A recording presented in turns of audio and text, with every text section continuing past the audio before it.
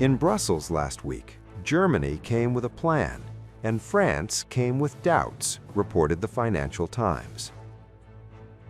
German Chancellor Friedrich Merz arrived at the EU summit determined to unlock 210 billion euros, frozen Russian sovereign assets, and redirect them to Ukraine's war effort. But just as the push reached its final hour, Merz realized something was missing: France. Publicly, President Emmanuel Macron stayed silent. Privately, his advisors raised red flags, legal risks, debt exposure, and fears that France could not guarantee the money if Moscow ever demanded it back. As opposition grew, led by Belgium, where most of the assets are held, Italy joined in, and then Macron folded. The Financial Times reported that one senior EU diplomat put it bluntly: Macron betrayed Merz, and there will be a price to pay. He's so weak that he had no other choice but to fold in behind Giorgia Meloni. The collapse exposed a new reality inside Europe's power core: an assertive Germany newly emboldened under Merz, and a constrained France, weakened by debt, political instability, and a president nearing the end of his final term. Berlin now drives. Paris hesitates. Europe has understood the message. Europe has demonstrated its sovereignty. We are standing up against the biggest security policy threat with determination in Europe: the Russian aggression that has long gone beyond the aggression against Ukraine. The funding for Ukraine is now guaranteed over several years, as I had requested in October already. This multi-annual perspective is decisive to make sure to guarantee the survival of Ukraine, but also to send an unmistakable message to Moscow. We're sending a message against rising protectionism and a lack of rules in trade policy in the world. We are building a bridge between the European market and the Latin American market by finalizing a trade agreement between the EU and Mercosur.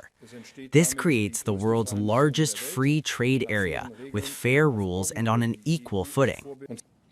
After long discussions, we decided on a loan to Ukraine in the amount of 90 billion euros, $106 billion, for the next 2 years, based on a European Union footprint that will be guaranteed by the European budget.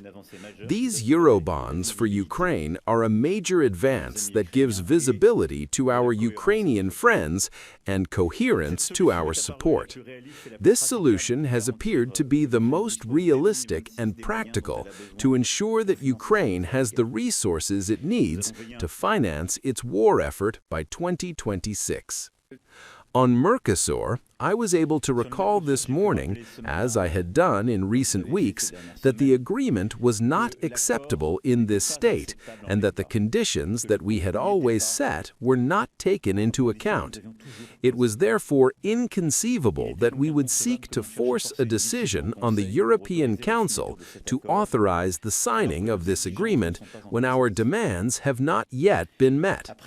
After difficult discussions, we were able to postpone this decision. Merz, fresh from an election victory, has moved fast, pledging massive defense spending, backing nuclear energy, cutting regulation, and pushing Europe to act without relying on an unpredictable United States.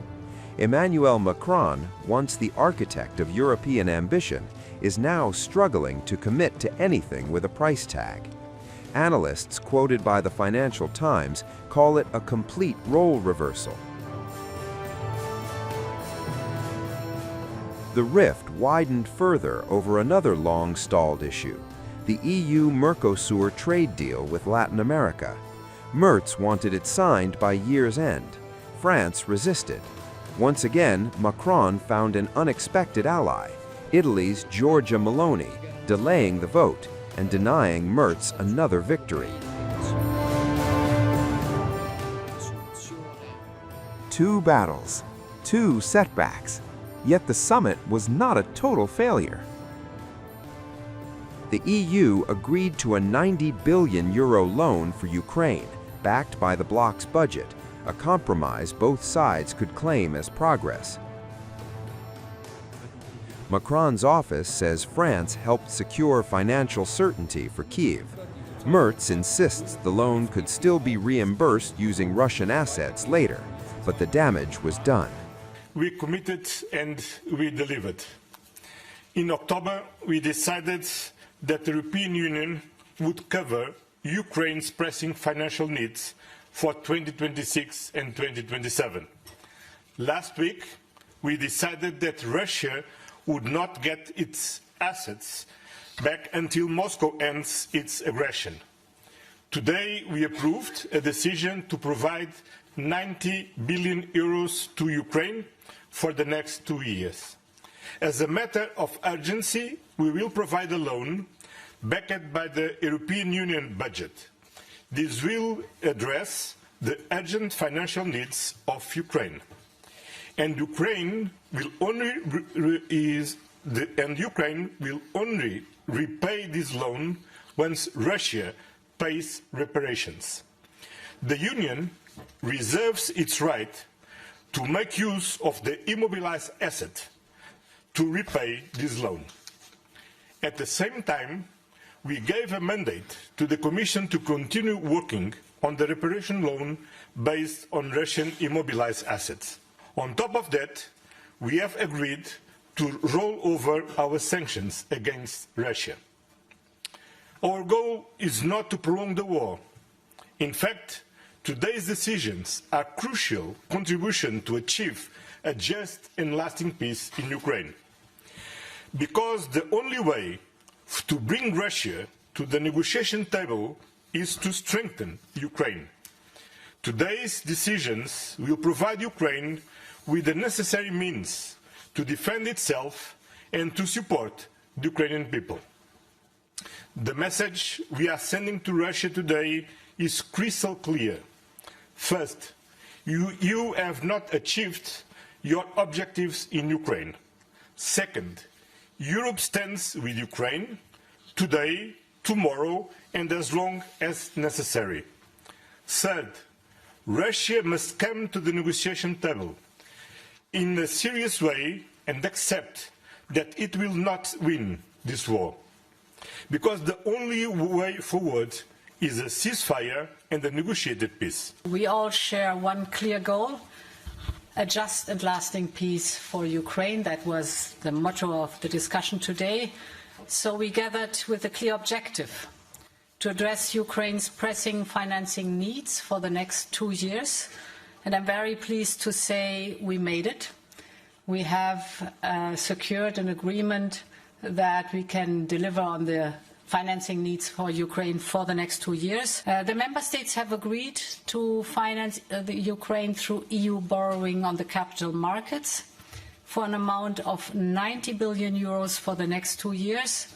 We will do this by way of enhanced cooperation that is backed by the EU budget headroom and based on an unanimous agreement to amend the MFF. Similarly to the reparations loan, very important here, Ukraine would only need to pay back the loan once it receives reparations. Until then, the immobilized Russian assets will remain immobilized, and the Union reserves its right to make use of the cash balances to finance the loan. This is the solution we found together, and as discussed in the last weeks, financing Ukraine beyond 2027 will then be part of the next MFF discussion. For Merz, the question now is whether leadership without alignment is enough, and for Macron, whether blocking Germany twice in one summit was worth the price that may still come.